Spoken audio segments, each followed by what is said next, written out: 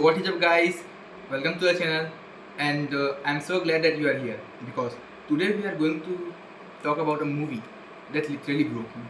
It broke me so hard that I have to make a video on it. Okay, so the movie we are talking about has a strangest name you will ever hear. Guess what? The name of the movie is I Want to Eat Your Pancreas. Yes, it is the name of the movie. And why would anyone want to eat a pancreas? I also thought the same thing.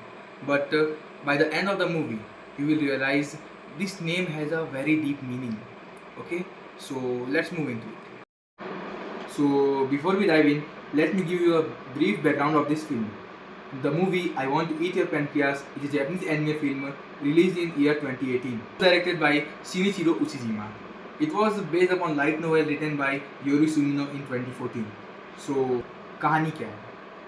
तो जब हम बात करते हैं हमारी main कहानी की, तो इसमें जो हमारा मेन कैरेक्टर है, अगर ध्यान से सुनो तो पूरी एनिमे में उसका नाम कहीं भी नहीं लिया गया है. वो एक अकेला लड़का है, वो किताबों में खोया रहता है, उसे अपनी दुनिया पसंद है, उसे किसी से कोई ज़्यादा रिश्ता नाता रखने का अच्छा नहीं लगता है.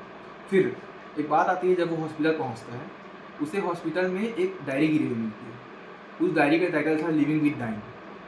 और जब उसे उठाता है और जब पढ़ता है उसे, तब उसे पता चलता है कि ये जो डायरी है वो उसकी एक क्लासमेट की है. यहाँ से कहानी होती है शुरू. तो हमारी सेकंड कैरेक्टर है साकुरा, जो कि क्लास में सबसे ज़्यादा फेमस है, हमेशा मुस्कुराती रहती है. और उस डायरी में लिखा हुआ था कि उसे पेनक्रियास का कैंसर है और उसके बहुत कम समय बचा हुआ है. तो अगर कोई भी आम इंसान को इस बारे में पता चलता है कि किसी कैंसर है, तो वो उसे लोगों को बीमार की तरह ट्रीट करने लग जाते हैं. उसके ऊपर दया दिखाते हैं कि बीमार है, बेचारी बचने नहीं वाली.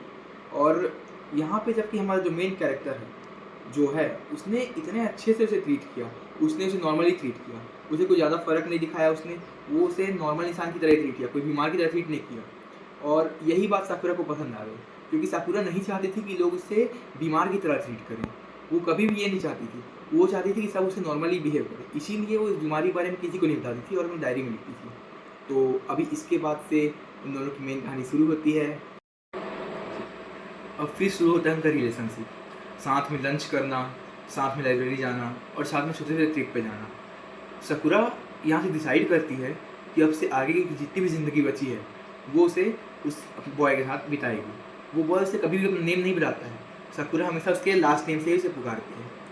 और वो इतना नॉर्मल बिहेव करता है और स्ट्रेंज है लड़का, इसीलिए साकुरा उसे पसंद करती है. तो अब मेन बात करते हैं. तो अब मैं आपको मेन कैरेक्टर का नेम बता देता हूँ, जिसका नाम है हारुकी. ठीक है. और मुझे ये सबसे ज़्यादा पसंद इसलिए आया क्योंकि पूरी मूवी में सबसे ज़्यादा कैरेक्टर डेवलपमेंट अगर किसी का होता है तो वो हारुकी का होता है.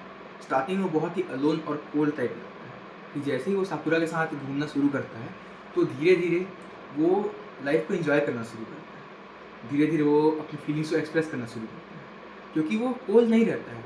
वो बस डरता है, रिलेशनशिप में आने से डरता है, किसी केयर करने से डरता है. और जब साकुरा उसे मिलती है तो वो उसे ज़िंदगी जीना सिखाती है. और साकुरा की तो क्या ही बात बोलूँ मैं, पूरी एनिमे हिस्ट्री में सबसे अच्छा आज तक डिज़ाइन किया कोई कैरेक्टर मेरे को लगता है तो वो है साकुरा. मतलब लगती है. ठीक है. साकुरा जो है उससे अच्छा मतलब कि डिज़ाइन कर ही नहीं सकते थे भाई, उससे अच्छा कैरेक्टर दिखा ही नहीं सकते थे, क्योंकि साकुरा को पता है कि वो मरने वाली है. उसके बाद ही पूरे एनिमे में सबसे ज़्यादा खुश वही रहती है, पूरा जॉयफुल रहती है. वो ये नहीं वो बोलती है कि मैं डरने के लिए नहीं जीती, मैं जीने के लिए जीती हूँ, जो कि मुझे दिल पे छू गया ये बात. और एक चीज़ है जो मुझे सबसे ज़्यादा अच्छी लगती है कि हारुकी, मैं आपको नेम किससे बताया अभी बताता हूँ. हारुकी नेम का मतलब होता है बसंत का पेड़. और साकुरा का नेम होता है, उसका मतलब होता है चेरी ब्लॉसम. और ये एनिमे में भी दिखाया गया है कि चेरी ब्लॉसम खिलने के लिए एक पेड़ की सहारा होता है. तो मतलब कि ये पूरा इतना अच्छा मैसेज है, मतलब दोनों का नाम ही, वो दोनों बने ही एक दूसरे के लिए, ये दिखाता है. इस मूवी में कोई जादू नहीं, कोई टाइम ट्रैवल नहीं और कोई बड़ा प्लॉट ट्विस्ट नहीं. बस दो लोग, थोड़ा सा समय और एक क्वेश्चन कि तुम उस टाइम का क्या करें. और सबसे बढ़िया जो चीज़ है इस मूवी का जो टाइटल है, जो कि स्टार्टिंग में मेरे को अजीब लगा, लेकिन जब मुझे पता चला कि एक जैपनीज फोल्क टेल है बहुत पुरानी, है ना, उसमें ये कहा जाता है कि अगर आप किसी की पेनक्रियास खाते हैं तो उनका सोल आपके अंदर हमेशा के लिए आ जाता है, हमेशा के लिए आपके अंदर उनका सोल जीवित रहता है. इसका मतलब कि जब भी यहाँ पे साकुरा बोलती है I want to eat your pancreas, उसका मतलब ये रहता है कि मैं हमेशा हमेशा के लिए तुमसे एक होना चाहती हूँ, मेरा एक हिस्सा तुम्हारे अंदर हमेशा हमेशा के लिए रहना चाहिए, ऐसा वो कहते हैं। जो कि भाई एकदम मेरा दिल छू गया। और क्या है, अगर आप इस मूवी के एनिमेशन की बात करते हैं तो वो एकदम टॉप नॉच है। जैसे कि चेरी ब्लॉसम वाला सीन जब जब देखो एकदम लगेगा कि ऐसी कोई पेंटिंग हो रही है, पता है। और जो इसकी जो म्यूज़िक है एकदम परफेक्ट समय बजते हैं और पूरे दिल को कनेक्ट कर जाते हैं। अगर मैं मेन बात करूँ, ठीक है, तो ये मेरी पहली एनिमे मूवी थी और मैं ज़्यादा एक्सपेक्टेशन नहीं रखा था क्योंकि एनिमे मूवी है, मुझे लगा ज़्यादा क्या ही कनेक्ट करेगी। लेकिन जब मैं इस मूवी को देखा तो पहले आधे घंटे में भाई मैं भूल गया था कि मैं कोई एनिमे देख रहा हूँ। बहुत मतलब ये कोई एनिमे है भाई, इतने दिल को कनेक्ट कर गई थी। मैं सिर्फ लोग देख रहा था, वो कॉम्प्लेक्स लोग जो कि ये जानना चाह रहे हैं कि लाइफ क्या होता है, वो जीने का मतलब जानना चाह रहे हैं। उसके बाद मुझे थोड़ा अपने आसपास के बारे में मैंने सोचा, मैं उन दोस्तों के बारे में सोचा जिन्हें मैं लंबे समय से कॉल नहीं किया हूँ, और सबसे मैं मूवी के अंदर अपने दोस्तों को कॉल भी किया होता है। उन दोस्तों के बारे में सोचा, अपने फैमिली वालों के बारे में सोचा जिनको मैं अभी तक ग्रांटेड ले रहा था कि ये तो है ही मेरे साथ हमेशा।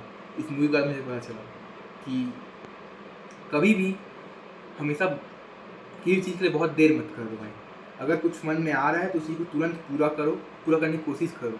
इतना ज़्यादा वेट मत करो कि वो चीज़ के तुम्हारा समय निकल जाए। और जैसे कि तुम्हें पता है लाइफ एक बुक की तरह है, तुम्हें नहीं पता कि इसका एंड पेज कब आ जाए, ठीक है। तो हर दिन जियो, अच्छे से जियो। और तुमने वो सीन जब तुम देखोगे भाई, जो साकुरा हारुकी के लिए जब लेटर छोड़ी थी भाई, वो सीन देख के वहाँ पे जो म्यूज़िक सिलेक्शन था इन लोग का, भाई मेरे आंसू आ गए भाई। मूवी ख़त्म होने के बाद मैं बहुत टाइम से बैठा था, सिर्फ शांत बैठा था भाई, क्या ही बोलूँ। आंसू ऐसे आ रहे थे कि बगल से मेरी दीदी आई और मैं जो है अभी भी थोड़ा आंसू आ जा रहा है सीन को याद करके। मैं जो है भाई क्या बोलूँ, बस टिशू लेके बैठना भाई देखते समय तुम। तो एनीमे देखनी चाहिए कि नहीं? तो अगर तुमने आज से पहले कभी एनीमे देखा नहीं है और इस एनीमे से अगर तुम स्टार्ट करना चाहते हो तो बहुत सही है, क्योंकि इसमें कोई भी अनरियलिस्टिक प्लॉट नहीं है, ठीक है, कोई भी अनरियलिस्टिक फैंटेसी नहीं है। बस दो सिंपल लोग हैं जो कि इनकी कहानी जो है सीधा दिल को छू जाती है, ठीक है। और मैं तो देना चाहूँगा 5 में से 5 रेटिंग। और हाँ, टिशू बॉक्स जरूर रख लेना भाई बगल में देखते हुए, क्योंकि तुम्हें दिल को छू जाएगी तुम्हारी। और अगर तुमने पहले से एनीमे देख रखा है तो कमेंट में ज़रूर बता देना कैसा लगा, तुम रोए थे या नहीं, ताकि मुझे पता चले भाई मैं अकेला नहीं रोया हूँ, सबके सब रोए हैं इसमें। और अगर नहीं देखी है तो देखने के बाद आप कमेंट कर लेना and make sure to subscribe. 死ぬよ君はほら桜と春君の膵臓を食べたい